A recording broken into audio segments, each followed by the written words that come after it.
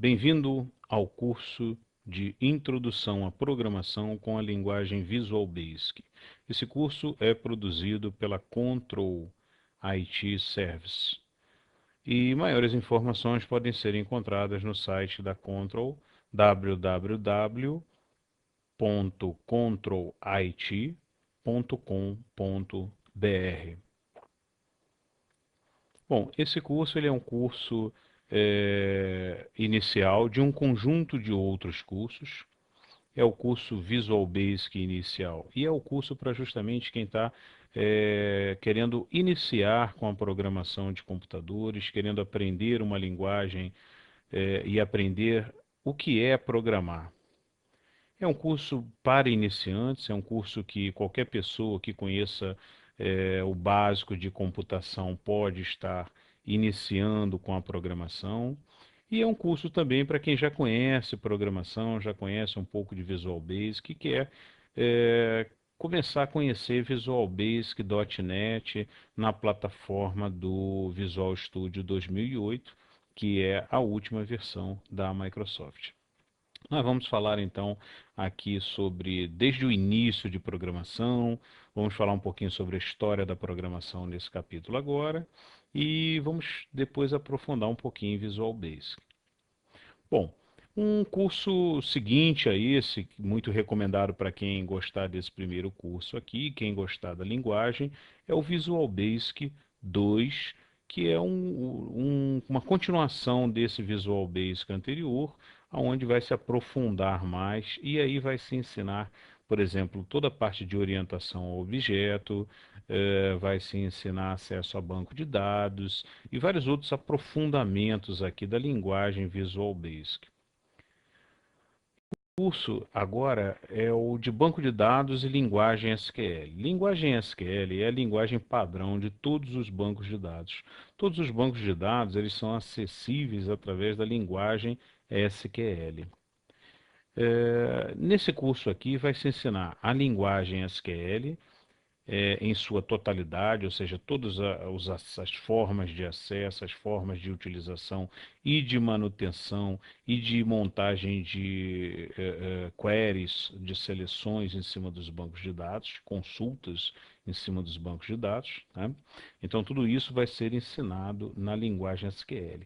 E na parte de banco de dados desse curso aqui vai ser ensinado tudo sobre banco de dados, desde a parte de modelagem de dados, modelagem de tabelas, até um aprofundamento em cima do banco de dados, performance de banco de dados, tipos de bancos de dados, tudo sobre banco de dados vai ser falado nesse curso. Outro curso muito interessante é o curso de Java. Java é uma linguagem famosíssima, né? Acredito que todos já tenham ouvido falar, e é uma linguagem voltada principalmente para a web. Apesar de que com Java você também consegue fazer aplicações, você consegue fazer basicamente tudo com Java. Mas é uma linguagem muito utilizada no mercado para desenvolvimento para plataformas web, para a internet, para aplicações de internet. Então, nesse curso número 1 aqui, a gente vai utilizar a linguagem Java e vai aprender todos os conceitos de Java, orientação ao objeto com Java já se aprende nesse curso aqui, e já o início de programação com Java. Bom, no módulo 2 de Java, a gente aí aprofunda com conhecimento de aplicações web e um aprofundamento maior em cima da linguagem Java. Nesse ponto aqui, nesse curso aqui, a gente vai então aprender a acessar também banco de dados com a linguagem Java. Então, nesse curso a gente chega a montar uma aplicação completa em Java para a web, aprende conceitos de web importantíssimos para poder se trabalhar com desenvolvimento web, e aí a gente termina o curso com uma montagem de uma aplicação web completinha, com acesso a banco de dados, inclusive. Linguagem C++.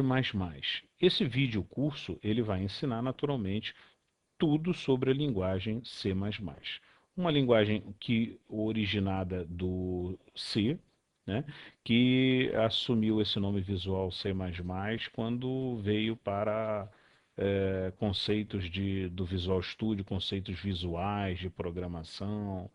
Então, mas a base dela é toda C, né? E é uma linguagem muito poderosa. Essa linguagem C++, ela é conhecida justamente pelo seu poder e é uma das linguagens preferidas para quem quer desenvolver jogos, para quem quer desenvolver aplicações que exijam muito desempenho e resposta em tempo real.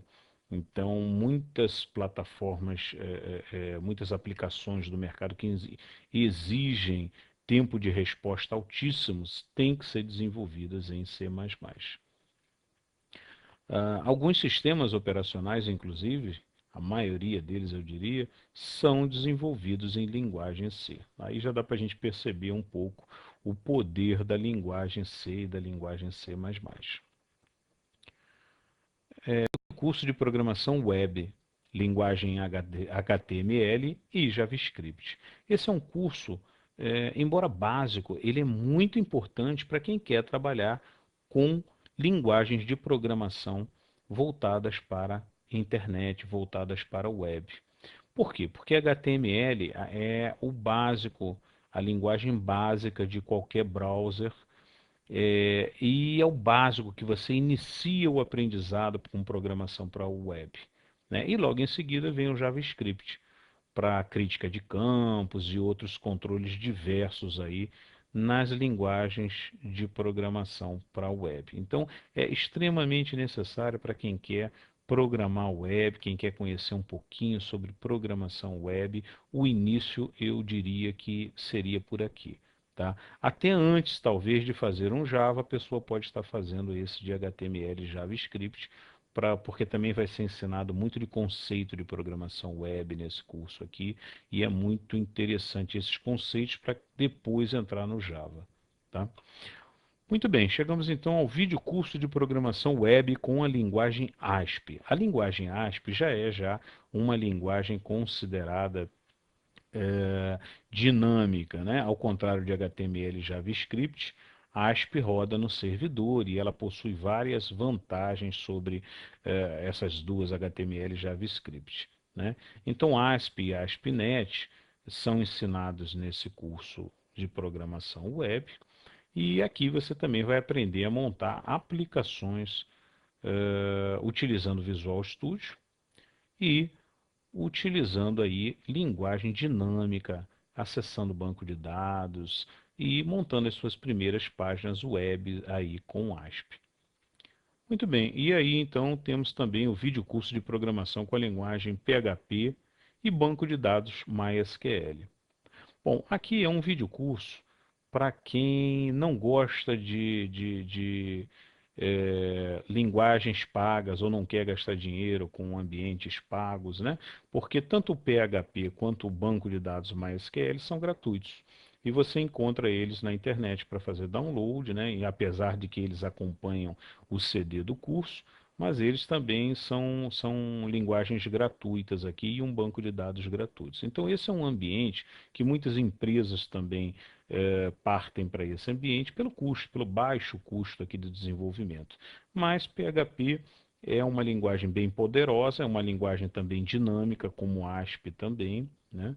E o banco de dados MySQL é um banco de dados excelente, apesar de ser gratuito, apesar de ser free, mas é um banco de dados que tem praticamente tudo que os outros têm também. E você vai conseguir montar aqui bancos grandes, bancos de dados grandes com diversas tabelas, com milhões de registros e ter segurança no seu ambiente. Então, tudo isso vai ser ensinado nesse curso aqui de programação PHP e MySQL. Tá? Bom, eventualmente estão sendo criados outros treinamentos também, e outros treinamentos, outros cursos você pode encontrar no site da Control IT, www.controlit.com.br. Bom, vamos falar sobre esse curso, sobre esse treinamento, que é o vídeo curso de Introdução à Programação com a linguagem Visual Basic. O que nós vamos ver? Bom, o objetivo desse curso é ensinar a programação de computadores utilizando a linguagem Visual Basic com o suíte Visual Basic Express 2008. Bom, este framework 2008 é a novíssima versão que a Microsoft lançou do .NET, do seu Visual Studio 2008. E esse framework ele possui diversas ferramentas. Uma das ferramentas de desenvolvimento é o Visual Basic. É uma das linguagens de desenvolvimento. E é justamente nele que se baseia, nessa linguagem de desenvolvimento para preparação de programas de computadores, né? Que o nosso curso se baseia. Então, isso tudo pode ser novo para alguns, pode ser que alguns dos que estão assistindo esse curso agora não entendam muito bem ainda o que é uma linguagem de programação, quais os conceitos básicos de programação. Nós vamos explicar isso tudo mais para frente um pouco. E é por isso é que esse curso, então, ele é para iniciantes, ele é para iniciantes de programação e possui exemplos fáceis e práticos, tá? O pessoal que já sabe programar pode fazer também, vai aprofundar ou vai até conhecer uma linguagem nova, ok? Bom, nós sugerimos que sempre quem esteja acompanhando o curso acompanhe com seu Visual Studio Express 2008 já instalado. Essa ferramenta ela é gratuita, ela pode ser tanto feito o download, como também ela acompanha no CD do curso para ser instalada. E você deve instalá-la e deve fazer todos os exercícios conforme eles forem sendo explicados. Você tem que entrar, tem que tentar fazer ou até aprimorar os que já estão já desenvolvidos, né? São enviados alguns códigos também do desenvolvimento que é feito durante o curso para que você possa abrir, para que você possa analisar, para que você possa alterar ao seu gosto. Então você vai poder pegar, por exemplo, aqui o catálogo telefônico que é feito aqui nos capítulos finais, e você vai poder incrementá-lo, alterá-lo à vontade, como você quiser. Bom, nós vamos começar esse curso com a história da computação. Eu vou falar um pouquinho, então, ainda neste capítulo, sobre a história da computação, para que a gente entenda o que é o computador, como o computador surgiu, de onde vem essa máquina aí maravilhosa aí que mudou tanta coisa nos últimos anos, né? Depois nós vamos falar um pouquinho sobre conceitos básicos de programação, é o capítulo 2. É muito interessante também, principalmente para quem nunca viu programação. Então nós falamos desde o que é uma linguagem de programação, o que é um programa, né? O que é programar, até o que é um fluxograma, o que é um processo, um desenho de um fluxograma, eh, o que é erros de sintaxe da linguagem e etc. O que é uma variável, o que é controles, tudo isso é visto aqui no capítulo 2. No capítulo 3, nós vamos explicar como instalar o Visual Basic Express. Apesar de que a instalação é muito simples e muito fácil e muito rápida. Mas nós fizemos aqui um módulozinho bem simples aqui para acompanhar você nesse passo a passo aí de instalação. O capítulo 4, a gente vai apresentar então o framework do Visual Basic Express 2008. No capítulo 5, criando o primeiro programa, nós vamos montar um programa para uma calculadora. No capítulo 6, estruturas condicionais, vamos começar a falar de estruturas condicionais, if, e para que elas servem. No capítulo 7, nós fazemos alguns exercícios. No capítulo 8, fazemos mais um exercício muito interessante e mostramos uma estrutura de repetição, que é a estrutura for. Capítulo 9, como construir formulários profissionais. Você vai aprender a montar uma tela, um formulário de forma profissional, com todos os botões que tem num formulário profissional. No capítulo 10, você vai aprender a montar um programa de caixa de comércio básico.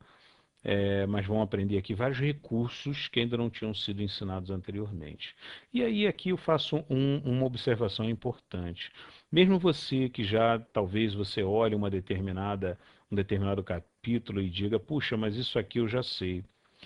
Vale a pena você assistir o capítulo, porque apesar de, por exemplo, no capítulo 6 aqui é falado sobre o comando if, né? E você vai dizer, você pode ser que alguns de vocês digam, não, mas eu já sei o comando if, eu vou pular. Mas acontece que aqui dentro do capítulo 6 são feitas algumas referências também a outros assuntos. Não fala-se só sobre isso, né? Eventualmente, durante o desenvolvimento dessa ferramenta aqui, o assunto principal é o comando if. Mas, por exemplo, surgem exemplos de correção de erro, depuração também é vista aqui dentro. Como é que eu acho um erro dentro de um programa?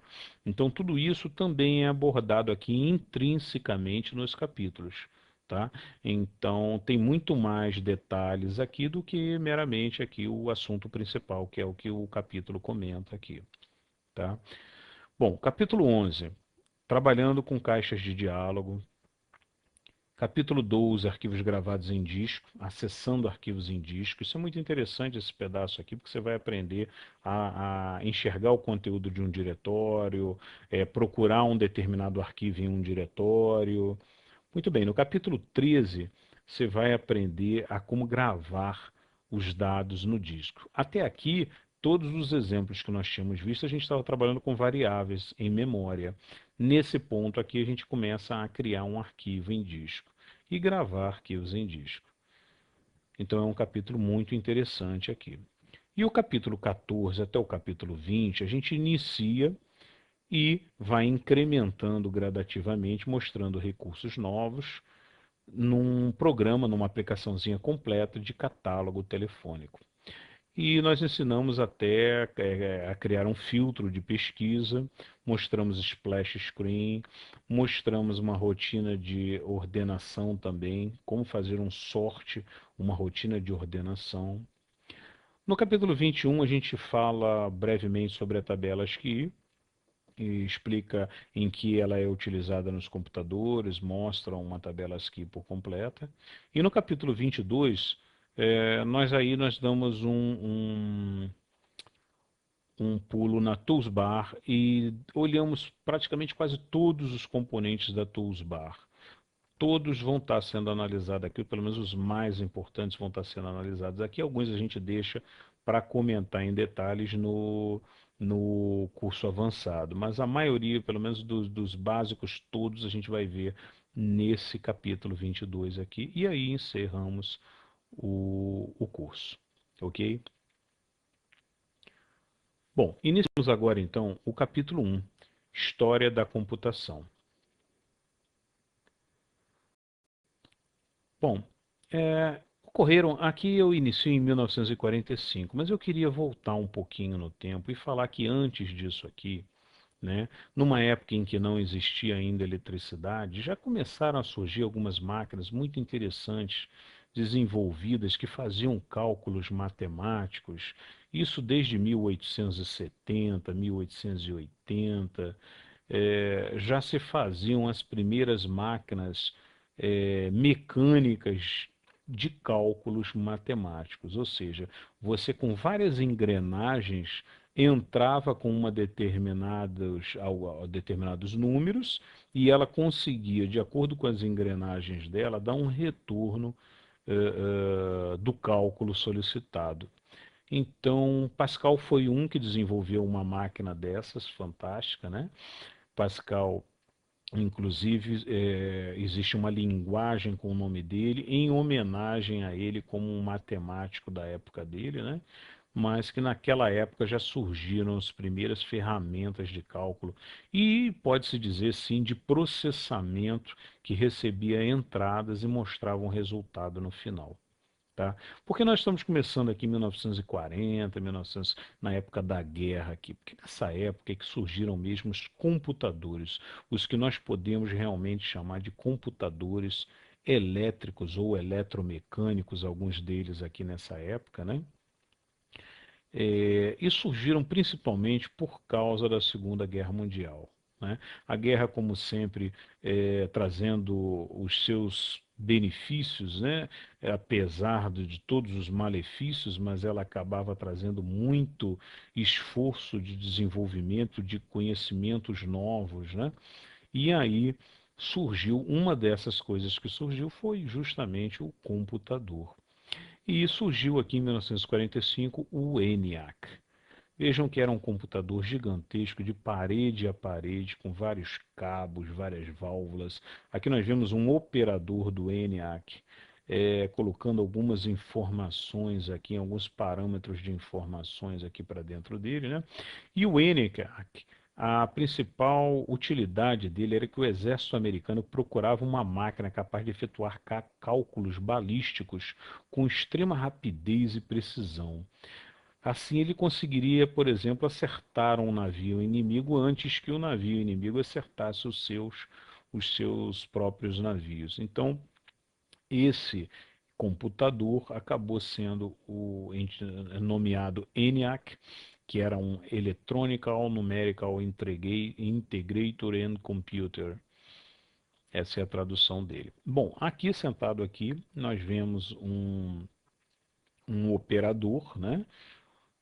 E ele estava justamente procurando um problema que tinha ocorrido. Naturalmente, muito provavelmente, queimou uma das válvulas do ENIAC. O ENIAC ele tinha mais ou menos umas 20.000 válvulas. Então imaginem que loucura. A válvula, ela atualmente quase não existe mais, mas imaginem uma lâmpada. Ela era mais ou menos como uma lâmpada, né? E essa pessoa aqui, que era um operador, ele tinha que correr todo o ENIAC, muitas vezes até entrando dentro do ENIAC, caminhando dentro dele, trocando as válvulas até descobrir qual que tinha sido queimada. Então, quando dava um problema, levava-se algumas horas para consertar. Então, o ENIAC, naturalmente, ele foi um início, né? Mas ainda estava muito longe de ser um ideal aí do que a gente precisa, do que a gente precisava para o dia a dia, né? Mas foi um grande início aqui, foi um grande desenvolvimento aqui da tecnologia mundial. Bom, uma outra observação interessante talvez vocês já tenham ouvido falar do termo bug. Ah, o meu computador deu um bug. Ah, tá com bug, esse sistema tá com bug, tá com problema, né? Mas bug em inglês não é problema. Bug em inglês é inseto, né? De onde vem então esse termo bug? Ah, o computador deu bug, deu um inseto, né? Vem justamente dessa época e provavelmente até dessa fasezinha aqui do ENIAC, porque como ele tinha milhares de válvulas, era muito comum entrar um inseto aqui dentro dele e ser torrado nas válvulas dele aqui, e aí parava tudo. E aí o operador tinha que entrar lá dentro, retirar o inseto e trocar a válvula. E aí é que vem o termo computador deu bug, deu inseto no computador, deu bug, deu problema. Então é um termo antigo, mas que ficou até hoje como sempre que a gente quer se referenciar a um problema de computador. Muito bem, aqui duas operadoras também, provavelmente aqui fazendo alguma parametrização, mudando os cabos de posição. Bom, em 1946 surgiu então em produção o Mark I. O Mark I, ele foi construído, iniciou-se o desenvolvimento dele em 1939, de um contrato entre a Marinha dos Estados Unidos da América e a Universidade de Harvard para a construção de um calculador para tabelas de uso de navegação. Mais uma vez, tem tudo a ver aqui com a guerra também, né? Só que a IBM, nesse caso do Mark I, a IBM financiava a construção do calculador em 2/3, e o restante era financiado pela Marinha dos Estados Unidos. O Mark I tinha 17 metros, cerca de 17 metros de comprimento, por 2,5 metros de altura, e uma massa de cerca de 5 toneladas. Então aqui está ele, né? A gente pode reparar que ele tem um acabamento melhor do que o ENIAC, mas também era gigantesco e ocupava praticamente assim uma parede a outra de um andar inteiro de uma companhia. Então a gente não conseguiria nunca imaginar uma companhia, né? Uma empresa utilizando isso aqui. Era um computador realmente para uma marinha, para um exército americano ou algo assim governamental, né? Não era algo para se produzir para venda no mercado. Muito bem. Em 1945 surgiu o EDVAC, menor um pouco, aqui está ele, né? Durante a construção do ENIAC, Maucher e Eckert iniciaram a construção de um outro computador eletrônico que armazenasse na memória qualquer programa e constituísse um multipurpose computer. Este computador foi denominado pela sigla de EDVAC, Electronic Discrete Variable Automatic Computer, e a sua apresentação pública foi realizada em 1947, ou seja, após a guerra já. A memória do EDVAC era construída com lâmpadas de mercúrio. Essa que foi a grande novidade aí do EDVAC. Excitando uma lâmpada de mercúrio com um impulso elétrico, este poderia ser enviado para frente e para trás, de modo a ser lido sobre a forma de 0 ou 1. Então, foi uma maneira de armazenar as informações, pelo menos enquanto o computador estivesse naturalmente em energia, com energia. Então, ele conseguia guardar em uma memória, através dessas lâmpadas aqui, os seus cálculos feitos. Então foi um grande avanço também em cima dos computadores aí. O EDVAC utilizava a notação binária pura, o 0 ou o 1, né? Ou seja, o verdadeiro ou o falso. Um conjunto desses aqui montava uma palavra, ou uma letra, e um conjunto maior uma palavra.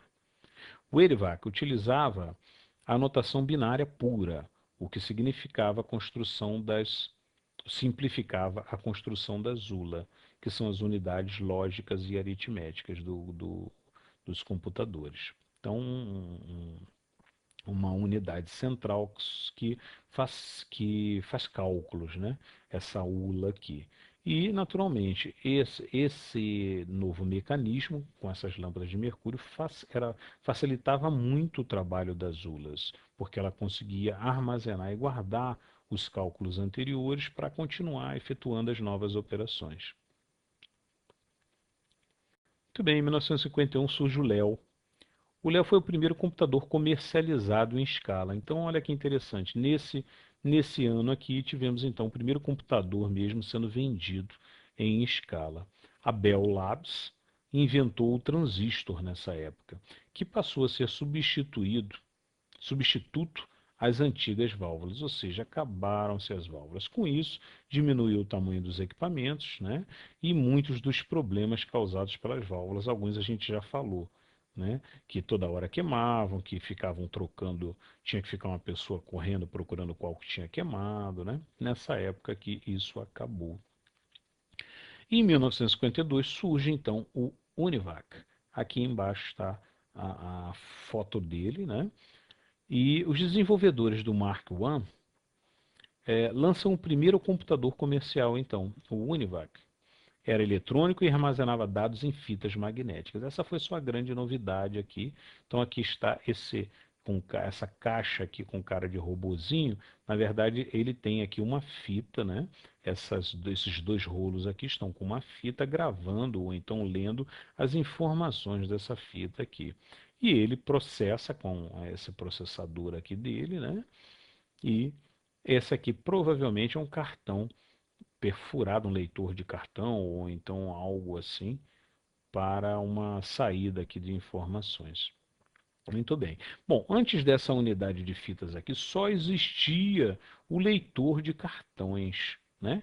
O Léo, por exemplo, aqui era com leitor de cartões, não tinha unidade de fita para gravar as informações. Então era uma loucura, porque imagina você ter que escrever todo um programa furando cartõezinhos, né? E de acordo com as posições furadas, ele entendia um determinado comando.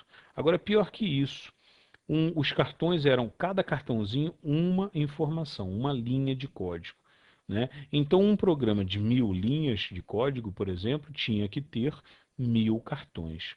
E esses 1000 cartões eles tinham que estar na ordem certinha. Então, imaginem que loucura quando caía no chão isso. Tinha que ser colocado na ordem certinha, senão já não funcionava mais nada. Era um trabalho danado. E isso melhorou muito aí com a chegada das unidades de fita. Bom, ela recebia informações lidas de uma fita magnética ao invés de cartões perfurados. né, como eu falei agora. O primeiro comprador foi o Departamento Americano do Censo, para fazer o Censo Americano de 1951. Bom, em 1974 surge o Altair. Esse aqui, então, foi praticamente o primeiro microcomputador. Então, guardem esse nome, muito importante, 1974, Altair, né? Iniciando, então, a microinformática. Tá? Em 1974, Ed Roberts, do MITS, né, Microinstrumentation and Telemetry Systems, construiu o primeiro microcomputador para produção e comercialização em escala, o Altair. Baseado no microprocessador 8080 da Intel, o microcomputador tornou-se um sucesso de vendas, marcando o início da era da microinformática. Nessa época aqui, Bill Gates estava na faculdade, já de olho, já querendo trabalhar também com microinformática, de olho no Altair, né? E em 1975, Bill Gates e Paul Allen, seguindo aí o caminho trilhado aí pelo Altair, os dois estudantes criaram o primeiro sistema operacional para microcomputador, o qual chamaram de BASIC, Beginner All-Purpose Symbolic Instruction Codes, ou Código de Instruções Simbólicas para todos os propósitos dos iniciantes. Ou seja, fizeram um computador nessa época, fizeram o Altair aqui, mas o Altair ele não tinha ainda uma linguagem fácil de entendimento para que as pessoas pudessem fazer programas básicos. Então, quem comprava o Altair nessa época aqui tinha que programar praticamente em linguagem de máquina, em código binário, ou no máximo com uma linguagem assim de baixíssimo nível, um assembler, né? Não existia ainda uma linguagem fácil para que qualquer estudante pudesse pegar e desenvolver os seus sistemas de cálculo, né? E isso aí é que o BASIC permitiu. O BASIC foi uma linguagem muito simples em que se podia escrever cálculos matemáticos e comandos e uma linguagem completinha para que você pudesse aqui estar se comunicando de forma mais fácil com os microcomputadores. E aí, naturalmente, anos mais tarde, ambos fundaram a Microsoft. Então, esse Basic aqui, né, ele foi o primeiro carro-chefe aí do Bill Gates aí que abriu as portas de toda a Microsoft, né? E veio naturalmente ao longo do tempo, se transformou na linguagem Basic e depois com o surgimento aí do ambiente .NET, Visual Studio, né?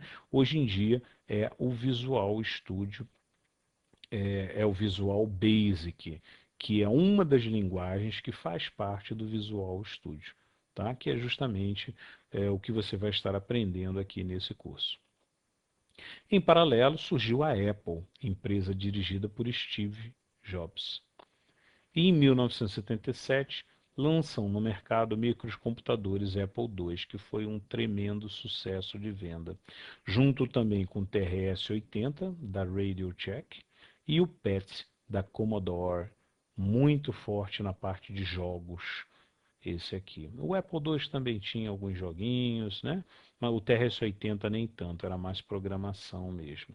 Em 1979 surge o VisiCalc, o primeiro programa comercial para microcomputadores, dando início a uma nova era de desenvolvimento e empresas especializadas em software para microcomputadores.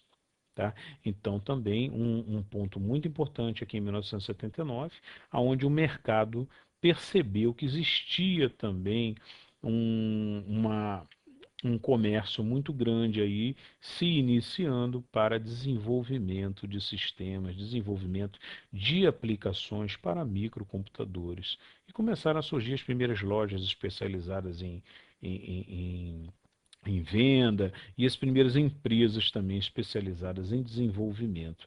E o primeiro programa comercial para microcomputador foi essa VisiCalc. Ok?